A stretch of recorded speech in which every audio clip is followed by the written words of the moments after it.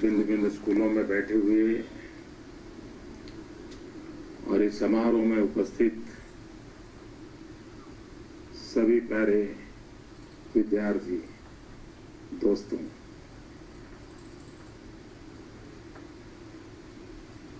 मेरे लिए एक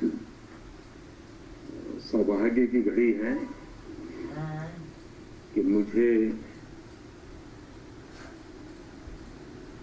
भारत के भावी सपने जिनकी आंखों में सवार हैं, उन बालकों के साथ बातचीत करने का अवसर मिला है।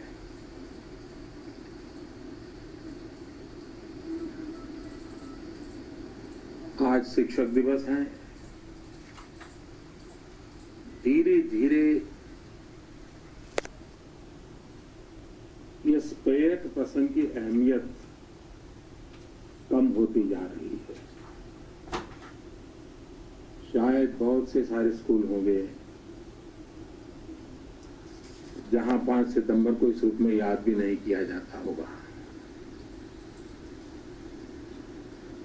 शिक्षकों को अवार्ड मिलना, उनका एक समारोह होना, वहां तक ही ज्यादातर ये सीमित हो गया है। आवश्यकता है कि हम इस बात को उजागर करें, समाज जीवन में शिक्षक का महात्म्य क्या है।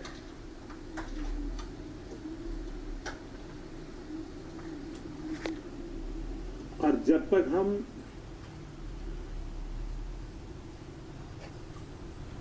उस महात्म्य को स्वीकार नहीं करेंगे, न शिक्षक के प्रति गौरव पैदा होगा, न शिक्षक के माध्यम से नई पीढ़ी में परिवर्तन में कोई ज्यादा सफलता प्राप्त होगी। और इसलिए इस एक महान परंपरा को समयानुकूल परिवर्तन करके अधिक प्राणवान कैसे बनाया जाए, अधिक तेजस्वी कैसे बनाया जाए, और इस पर एक चिंतन बहस होने की आवश्यकता है। क्या कारण है कि बहुत ही सामर्थ्यवान विद्यार्थी टीचर बनना पसंद क्यों नहीं करते? इस सवाल का जवाब हम सबको खोजना पड़ेगा। एक वैश्विक परिवेश में ऐसा माना जाता है कि सारे दुनिया में अच्छे टीचरों की बहुत बड़ी मांग।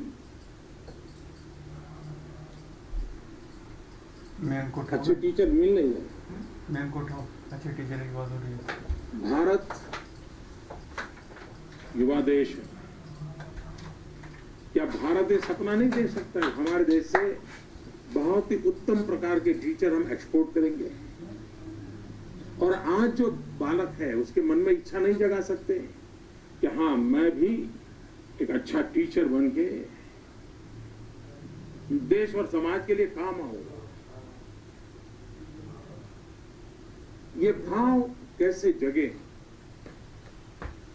डॉक्टर सर्वपल्ली राधाकृष्णन जी ने एक उत्तम सेवा इस देश की की।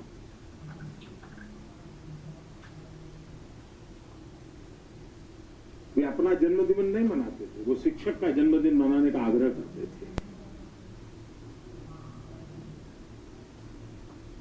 ये शिक्षक दिवस की कल्पना, खैर अब तो दुनिया के कई देशों में इस परंपरा को जन्म मिला है।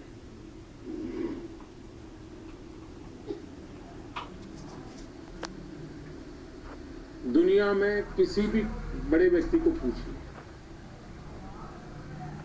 उसके जीवन की सफलता के संबंध में 2 बातें वो अवश्य बताएगा। एक कहेगा मेरी मां का योगदान है, दूसरा मेरे शिक्षक का योगदान है। करीब करीब सभी महापुरुषों के जीवन में ये बात हमें सुनने को मिलती है। लेकिन यही बात हम जहां है वहां हम एक सजगता पूर्वक उसको जीने का प्रयास करते हैं क्या? एक जमाना था शिक्षक के प्रति एक ऐसा भाव था, यानी पूरे छोटा सा गांव हो तो पूरे गांव में सबसे आदरणीय कोई व्यक्ति हुआ करता था तो शिक्षक हुआ करता था। पूरा गांव ये मास्टर जी ने कह दिया है, नहीं मास्टर जी बता रहे थे, ऐसा ही भाव था। धीरे धीरे स्थिति काफी बदल गई है। उस स्थिति को पुनः प्रस्थापित कर सकते हैं। एक बालक के नाते आपके मन में भी काफी सवाल होंगे। आप में से कई बालक ऐसे होंगे जिनको छुट्टी के दिन परेशानी होती है। उनको लगता होगा बस सोमवार कैसे आए और ये संडे को क्या क्या सब जाकर के टीचर को बता दूं। उसका मन उसको जो अपनी माँ को नहीं बता सकता, अपने भाई बहन को नहीं बता सकता, वो बात अपने टीचर को बताने के लिए वो इतना लालायित रहता है, इतना अपनापन हो जाता है उसको। आप में जैसे बहुत से स्टार स्टूडेंट उनको भी ऐसा होता है। सर। और वही उसके जीवन को बदलता है। फिर उसका शब्द उसके जीवन में बहुत बड़ा बदलाव लाता है। मैंने कई ऐसे विद्यार्थी देखे हैं, वो बाल भी ऐसे सजाएंगे जैसे अपना टीचर सजाता है, कपड़े भी ऐसे ही पहनेंगे अपना टीचर पहनता है। इतना उनको वो इनके लिए हीरो होता है। ये जो अवस्था है, उस अवस्था को जितना हम प्राणवान बनाएं उतनी हमारी नई पीढ़ी तैयार होगी। सुंदर कहावत है, जो लोग साल का सोचते हैं वो अनाज बोते हैं, जो 10 साल का सोचते हैं वो फलों के वृक्ष बोते हैं, लेकिन जो पीढ़ियों का सोचते हैं वो इंसान बोते हैं। मतलब उसको शिक्षित करना, संस्कारित करना, उसके जीवन को तैयार करना। हमारी शिक्षा प्रणाली को जीवन निर्माण के साथ हम कैसे जीवंत बनाएं। मैंने 15 अगस्त को एक बात कही थी। मैंने कहा था इस वर्ष मेरी इच्छा है कि हम हमारे देश में जितने स्कूल्स हैं, कोई स्कूल ऐसी न हो कि जहां बालिकाओं के लिए अलग टॉयलेट ना हो। आज कई स्कूल ऐसी जहां बालिकाओं के लिए टॉयलेट नहीं है, कुछ स्कूल ऐसे हैं जहां बालक के लिए भी नहीं, बालिका के लिए भी नहीं है। अब यूं तो लगेगा क्या ये कोई ऐसा कोई काम है क्या जो प्रधानमंत्री ने, लेकिन जब मैं डिटेल में गया तो मुझे लगा कि बड़ा महत्वपूर्ण काम है, करने जैसा काम है।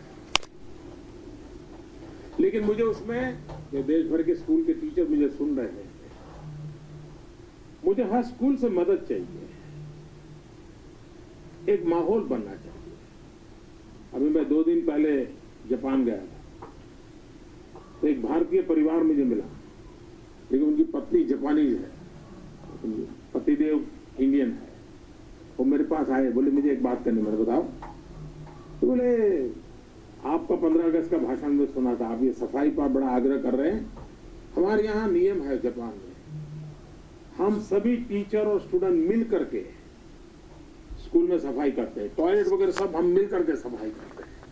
और ये हमारे स्कूल में हमारे यानी चरित्र निर्माण का एक हिस्सा है। आप हिंदुस्तान में ऐसा क्यों नहीं कर सकते?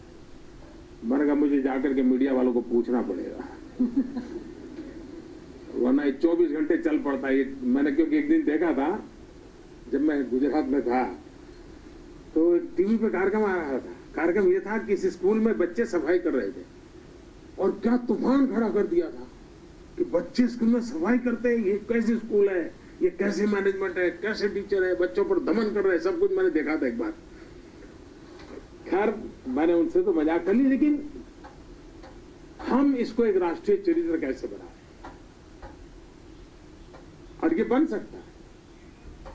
इसको बनाया जा सकता है। दूसरा, मैं देश के गणमान्य लोगों से भी आग्रह करना चाहता हूं। आप डॉक्टर बने होंगे, वकील बने होंगे, इंजीनियर बने होंगे, आईएएस अफसर बनेंगे, आईपीएस अफसर बने होंगे, बहुत कुछ होंगे। क्या आप अपने निकट की कोई स्कूल पसंद करके सप्ताह में ज्यादा नहीं, एक पीरियड उन बच्चों को पढ़ाने का काम कर सकते हैं? विषय तय करें स्कूल के साथ बैठ करके। आप मुझे बताइए,